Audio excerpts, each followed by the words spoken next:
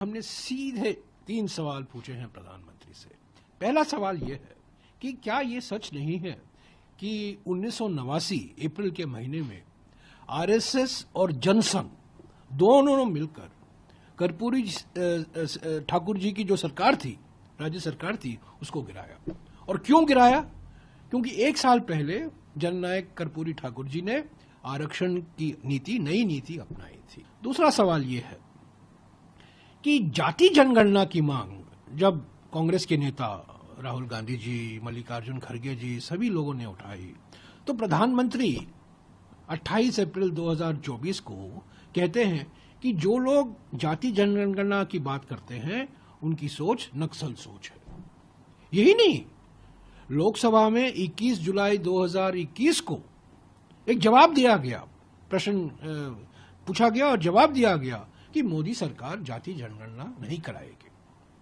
Supreme court में 21 सितंबर 2021 को एक एफिडेविट दाखिल किया गया कि हम जाति जनगणना के पक्ष में नहीं हैं, जाति जनगणना हम नहीं कराएंगे। और तीसरा सवाल कि जो महागठबंधन की सरकार थी, जाति सर्वेक्षण कराया और उसके आधार पर 65% आरक्षण दलित, आदिवासी, ओबीसी, ईबीसी समुदायों को के लिए एक अधिनियम लाए। 65% आरक्षण बिहार में 50% की सीमा को हटाकर 65% किया गया।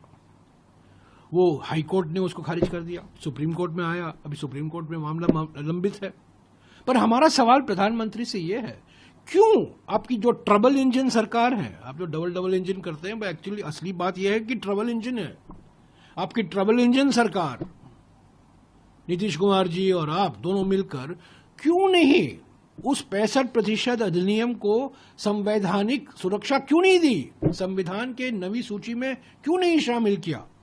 30 साल पहले 1994 में कांग्रेस की सरकार, तत्कालीन कांग्रेस की सरकार, जब नरसिम्हा राव जी प्रधानमंत्री थे और सीताराम केसरी हम सामाजिक कल्याण मंत्री थे, तमिलनाडु के 69% आरक्षण को, अधिनियम को नवी सूची में शामिल किया, यानी कि संवैधानिक सुरक्षा उसको प्राप्त हुई।